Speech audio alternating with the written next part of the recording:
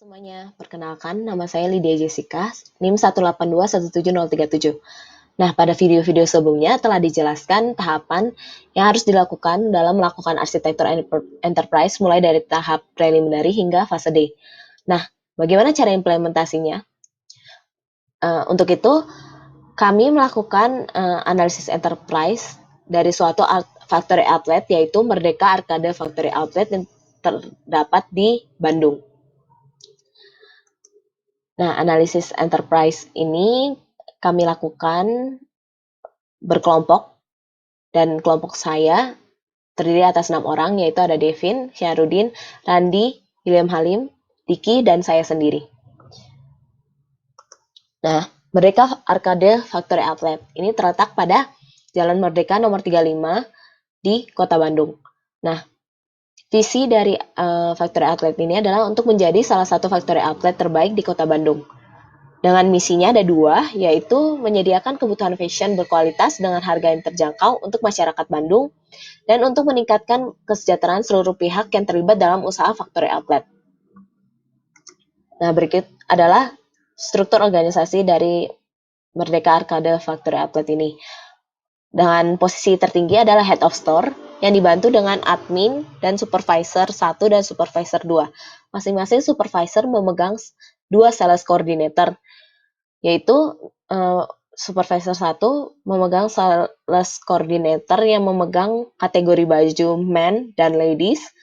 Lalu untuk supervisor 2 memegang sales coordinator untuk kategori baju child dan others. Others ini maksudnya seperti menjual tas, kaos kaki, dan sebagainya. Nah, terdapat 5 proses bisnis utama dalam Merdeka Arcade Factory Outlet ini. Yang pertama, barang diterima di warehouse pusat. Dan barang ini akan diolah dengan cara label merek dari barang tersebut dilepas dan diganti dengan barcode. Lalu, setelah proses itu selesai dilakukan, maka akan dialokasikan barang ke cabang-cabang factory outlet yang ada dengan membuat surat jalan, dan ketika diterima di factory outlet, barang tersebut akan diinput datanya ke database pusat dari factory outlet tersebut. Strategi bisnis yang sedang diterapkan sekarang adalah promosi lewat media cetak dan elektronik, lalu promosi lewat media sosial. Lalu kita masuk ke tahap preliminary. Nah, tahap ini terdapat 5 dokumen utama. Yang pertama ada Organizational Model for Enterprise Architecture, Business Principles, Goals, and Drivers. Lalu ada Architecture Principle, Architecture Repository, dan terakhir ada Request for Architecture Work. Nah, inti dari tahap preliminary ini adalah kita menganalisis perusahaannya, seperti prinsip apa saja yang digunakan, standar-standar apa saja yang digunakan, dan proses bisnis apa, tingkat maturity-nya gimana, dan lain sebagainya.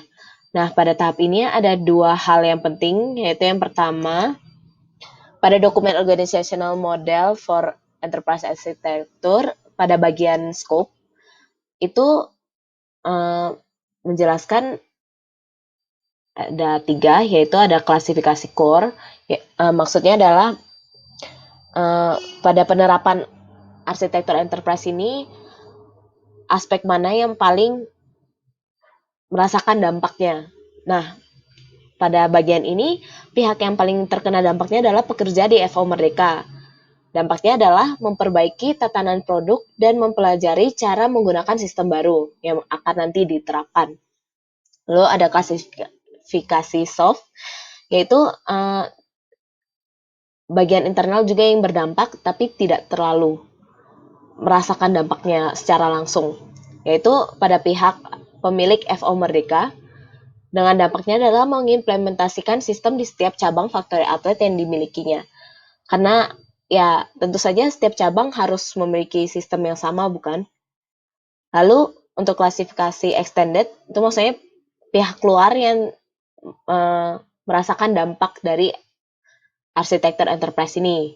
Nah, pihak yang mengenai dampaknya adalah vendor, dengan dampaknya adalah kerjasama dengan penyedia sistem layanan baru.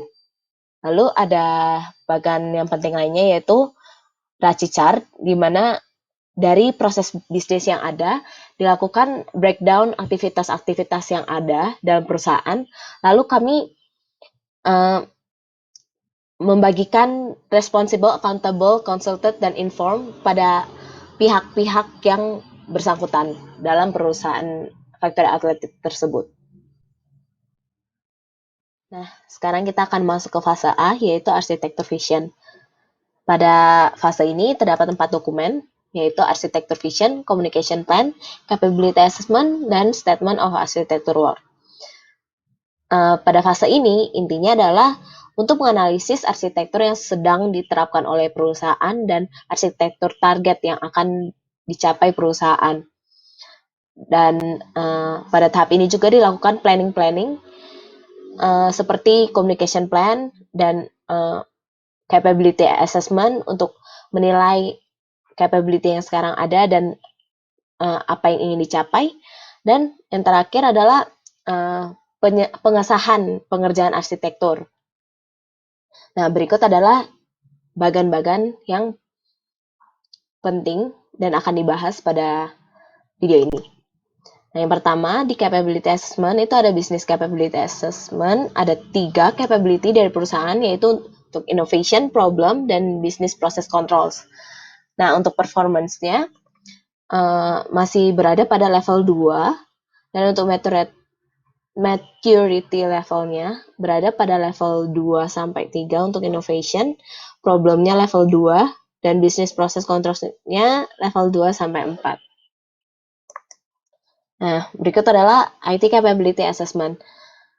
Nah, ID ini dan proses-prosesnya ini didapat dari COVID 2019. Lalu untuk maturity levelnya, yang warna biru itu menandakan maturity yang sedang ada di perusahaan, yang sedang dimiliki oleh perusahaan, sedangkan yang warna kuning adalah apa yang ingin dicapai oleh perusahaan.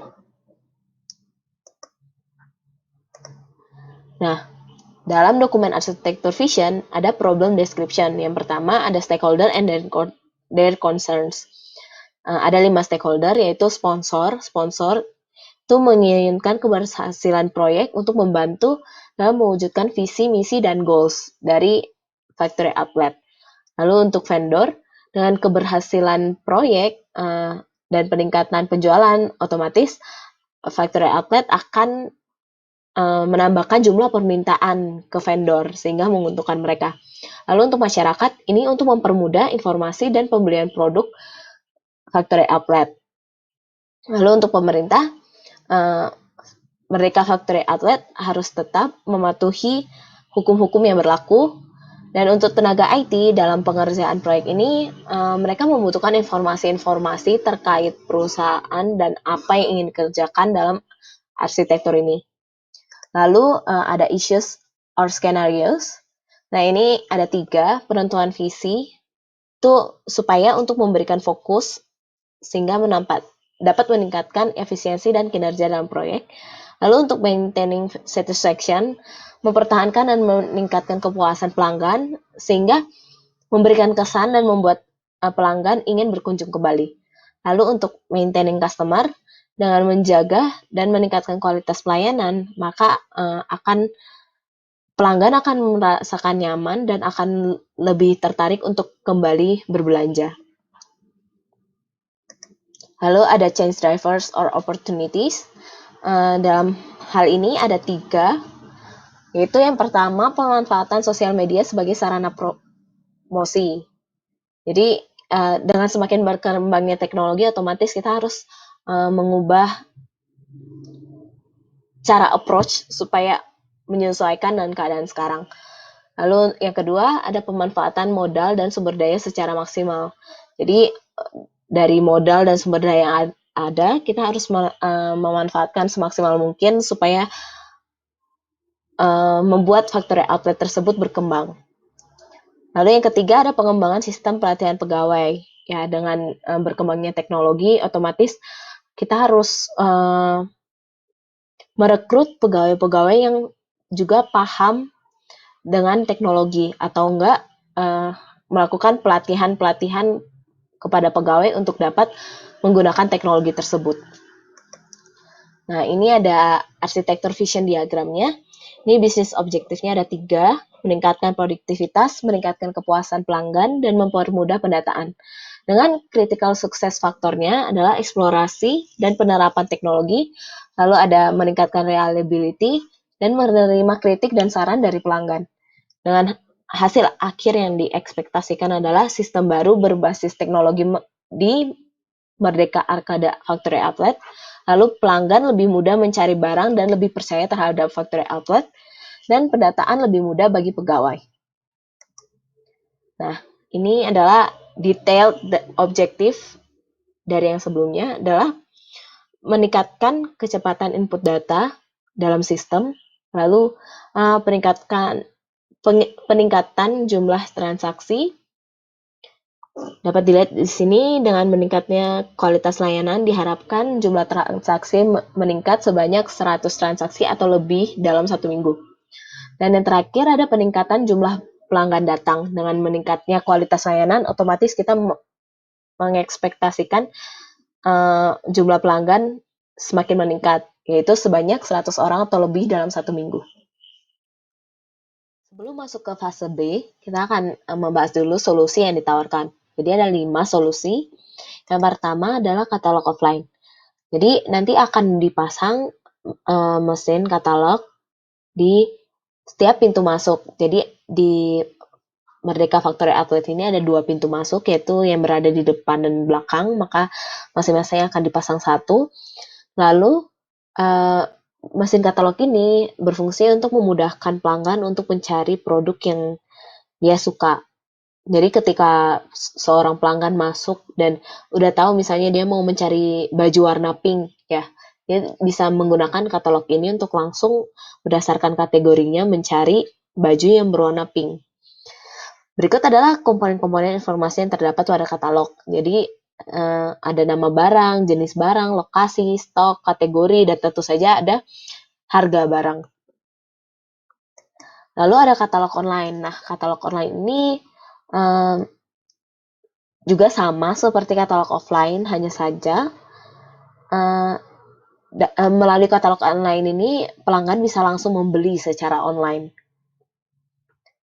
Dan nanti bisa langsung bayar juga secara online dan akan diverifikasi secara otomatis. Lalu solusi ketiga ada kris payment. Jadi kris payment ini digunakan untuk memudahkan pelanggan membayar, yaitu dengan menggunakan scanning QR code untuk melakukan pembayaran secara efisien.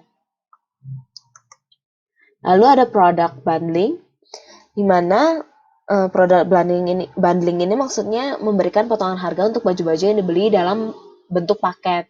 Jadi kayak misalnya ada baju yang dijual dengan harga 30.000, tapi ketika dipaketkan menjadi 5, beli 5 harganya jadi 140.000. Jadi mendapatkan potongan 10.000 jika membeli langsung 5 baju. Lalu untuk garage sale yaitu diskon besar-besaran terhadap barang-barang yang belum laku terjual untuk periode yang lama. Phase B, bisnis arsitektur. Nah, pada phase B ini dilakukan pengembangan dokumen arsitektur definition. Ini adalah bagian-bagian yang akan diisi. Untuk baseline arsitektur dan target arsitektur dikerjakan hanya pada bagian bisnis saja. Lalu untuk kenapa kita membutuhkan rasional dan justification, agar stakeholder paham kenapa kami mengambil pendekatan arsitektur seperti demikian. Lalu ada juga mapping to arsitektur repository. Arsitektur repository ini adalah dokumen yang dibuat sebelumnya. Lalu ada juga pengembangan arsitektur requirement specification. Pada bagian requirement-nya dibuat terkait domain bisnis saja. Pada arsitektur bisnis ini akan dilakukan pengembangan dalam 3 aspek, yaitu konseptual, logical, dan fisikal. Apa sih perbedaan 3 aspek ini? Yang pertama, konseptual ini berisi informasi-informasi yang mendasar terkait domain tersebut, lalu tahap logical akan digambarkan menggunakan diagram-diagram agar lebih kebayang gimana, dan dari diagram-diagram ini menggambarkan hubungan antar informasi tersebut. Lalu pada physical itu digambarkan dengan cara langsung mengkaitkan dengan aspek perusahaannya. Ayo kita langsung masuk aja bagian bisnis konseptual. Itu dalam bisnis functionnya terdapat penambahan pada customer management, relationship managementnya, terdapat penambahan sales management. Lalu di bisnis service-nya terdapat penambahan di bagian business support service, yaitu electronic payment, cris payment.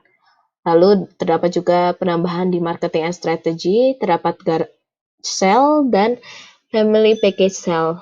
Lalu di sales management juga ditambahkan offline katalog dan online katalog. Lalu bagian logical digambarkan dengan menggunakan use case. Berikut adalah use case-nya. Terus ini ada DFD juga, mulai dari konteks diagram, DFD level 1, DFD level 2, bagian baseline. Ini DFD 2, level 2, bagian target. Terus ini adalah BPMN proses baseline. Dan ini adalah BPMN proses target. Nah, dapat kita lihat bahwa update stok dihilangkan, update jumlah stok ini dihilangkan karena setelah menggunakan sistem pada bagian target sehingga update-nya otomatis terjadi. Lalu pada bagian physical, nah ini merupakan proses dari BPMN-nya. Terdapat penambahan, lebih tepatnya pemecahan sih. Jadi customer membeli barang ini dipecah menjadi dua, yaitu secara online dan offline. Dan ini ada pemetaan siapa yang berperan dalam proses tersebut. Lalu ini juga terdapat ratio view-nya. Ini baseline ke target. Lalu ini role actor allocation-nya. Jadi untuk baseline dan target tidak terjadi perubahan karena dengan solusi yang kami terapkan itu hanya mempengaruhi workload-nya, bukan posisinya. Dan juga tidak ada penambahan divisi lain. Nah, untuk pengerjaan arsitektur ini dilakukan pengembangan struktur organisasinya juga. Jadi terdapat arsitektur sponsor, enterprise arsitektur manager, terus ada enterprise arsitektur teknologi, data, dan project manager, lalu ada IT designers juga. Sekarang kita masuk ke fase C, Information System Architecture. Fase ini dibagi menjadi dua, yaitu Data and Application. Dibuat dokumen arsitektur definition di bagian baseline dan target arsitektur, ditambahkan bagian data dan application. Lalu pada dokumen arsitektur requirement specification, ditambahkan requirement terkait domain data dan application. Lalu berikutnya kita masuk ke data bagian logical. Ini digambarkan menggunakan IR diagram. Ini IR diagram baseline-nya. Lalu ada IR diagram targetnya. Nah, dari IR diagram ini dibuat sequence diagram. Nah, sequence diagram baseline-nya itu ada pembelian dan pembayaran barang. Lalu pada bagian target, pembelian dan pembayaran barang ini dipecah menjadi dua, yaitu pembelian dan pembayaran barang secara offline dan secara online. Lalu sekarang kita masuk ke application, bagian konseptual. Dapat dilihat di sini bahwa bagian yang berubah itu ada di bagian marketing. Terdapat penambahan katalog software. Lalu pada application arsitektur terdapat penambahan katalog online di software, dan di end user computing terdapat penambahan smartphone dan portal. Lalu untuk baseline application arsitekturnya ada ini. Jadi aplikasi yang digunakan adalah Word Processing Management, Excel Spreadsheet, AWS EC2, aplikasi POS, aplikasi sosial media, Instagram, dan internet banking. Lalu untuk bagian target,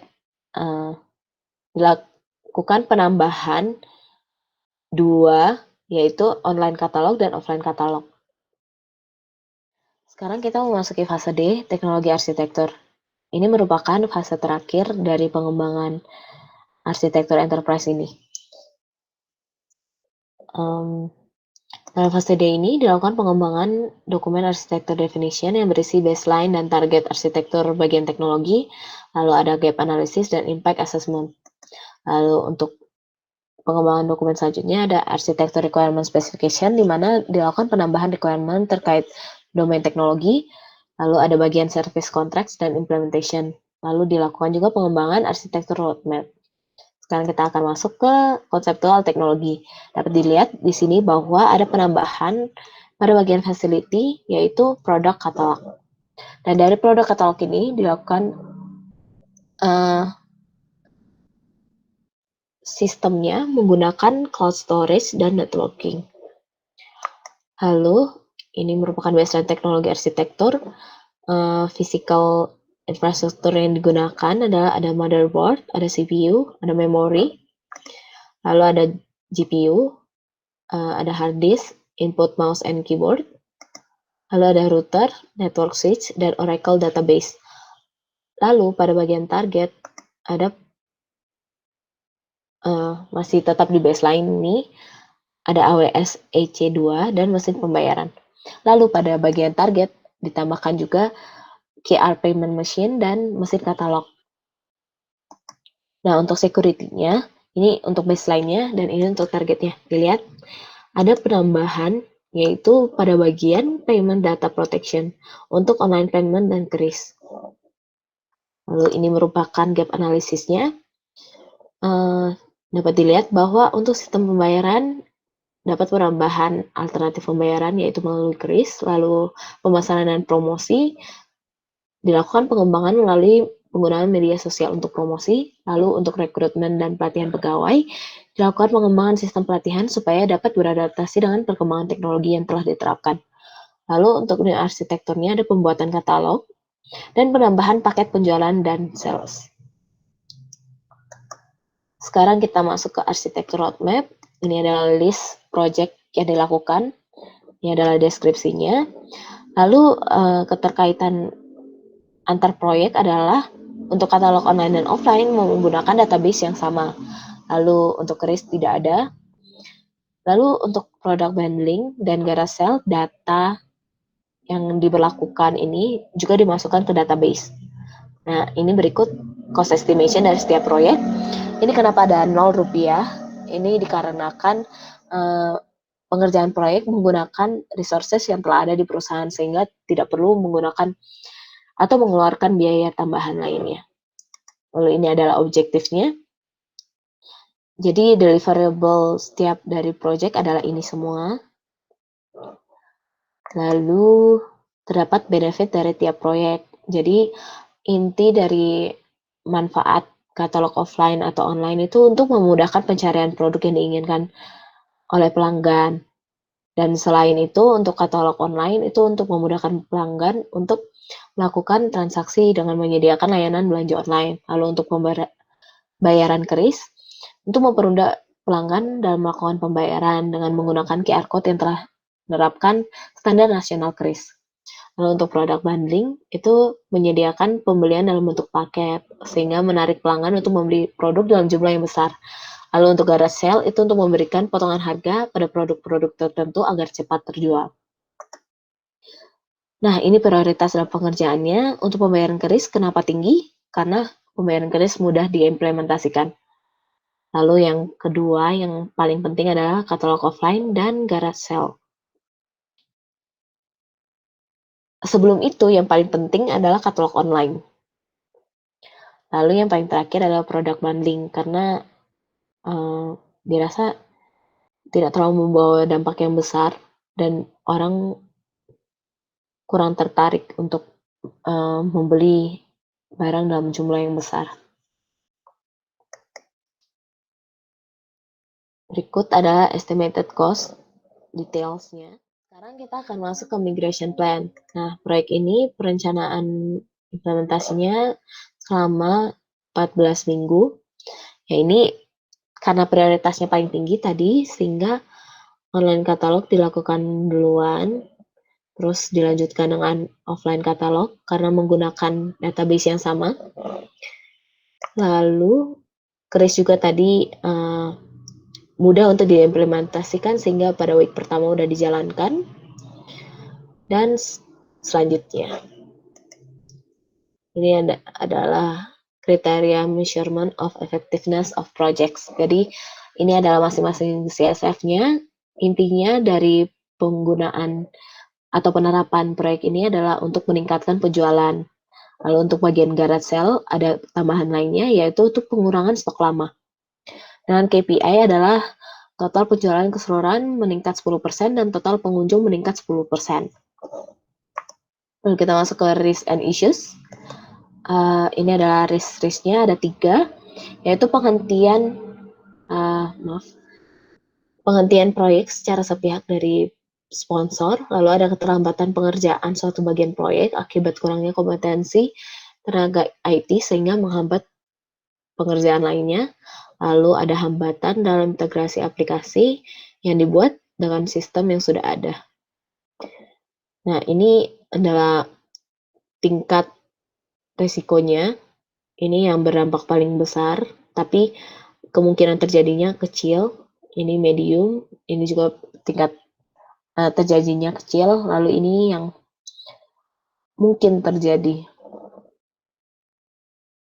Sekian presentasi dari penerapan arsitektur enterprise ini. Sebenarnya masih ada fase lainnya, tapi karena keterbatasan waktu, maka kami hanya mengerjakan pada fase D ini. Terima kasih telah menonton. Jangan lupa like and subscribe.